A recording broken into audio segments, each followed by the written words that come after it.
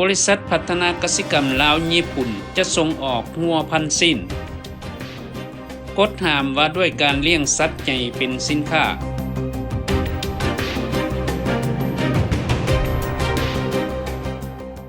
สบายดีท่านผู้ชมบริษัทพัฒนากสิกรรมลาวญี่ปุ่นเสียงขวางจำกัดหรือลาวจาโก Development เสียงขวางได้สร้างตั้งขึ้นแต่ปี 2015 เป็นบริษัทหุ้นส่วนระหว่างนักลงทุนลาวและญี่ปุ่นเป็นบริษัทพัฒนาเลี้ยงงัวและปลูกฝังผลิตภัณฑ์อินทรีย์อยู่แขวงเสียงขวางในเดือนกรกฎาคมปี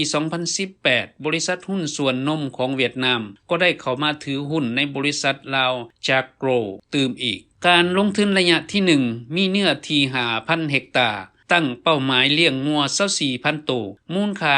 $120 ล้าน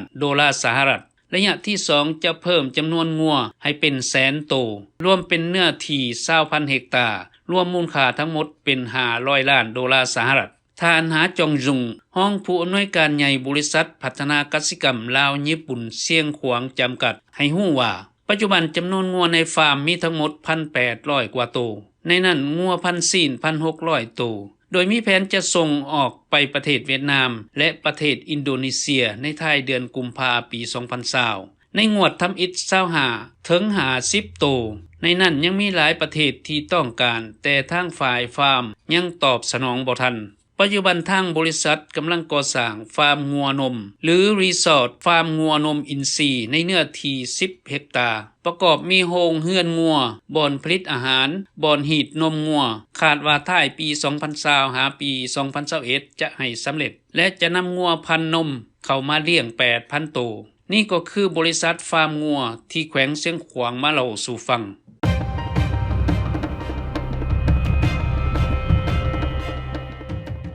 ท่านผู้ชมเพื่อผลประโยชน์ของผู้ประกอบอาชีพเลี้ยงสัตว์ใหญ่เพื่อบ่ให้มีผลกระทบต่อทรัพย์สินและความปลอดภัยของประชาชนฉะนั้นรัฐบาลสปป.ลาวจึงได้ออกข้อกำหนดหรือข้อห้ามต่างๆที่เกี่ยวพันกับผู้ประกอบธุรกิจและผู้ประกอบอาชีพที่พัวพันกับปัญหาต่างๆในสังคมมีดังนี้ห้ามปล่อยสัตว์ใหญ่สะสายตามสายทางหลวงในเขตสงวนเขตชุมชนเขตเทศบาลเมืองที่ส่งผลกระทบต่อการสัญจรต่อสังคมและสิ่งแวดล้อมห้ามใช้ยาสารเคมีหรือสารกระตุ้นผสมใส่อาหารสัตว์ใหญ่เพื่อเลี้ยงสัตว์ใหญ่เป็นสินค้าที่มีผลร้ายต่อกับผู้บริโภคโดยกงหรือทางอ้อมห้ามนำเข้าส่งออกขนส่งหรือจำหน่ายผลิตภัณฑ์สินค้าเกี่ยวกับสัตว์ใหญ่ที่ติดหรือปนเปื้อนเชื้อพยาธิเช่นซีนเครื่องใน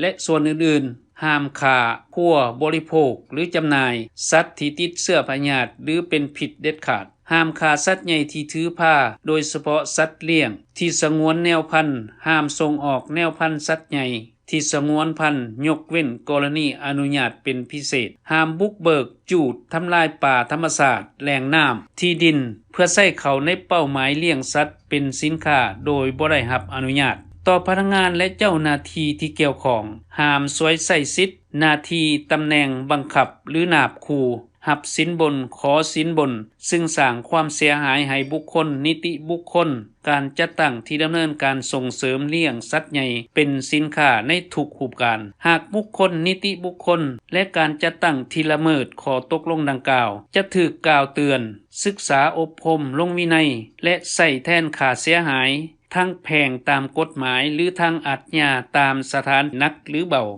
อย่าลืมกดไลค์กดแชร์และ Subscribe เพื่อติดตามข่าวต่อไปที่นี่ LT News Laos สบายดี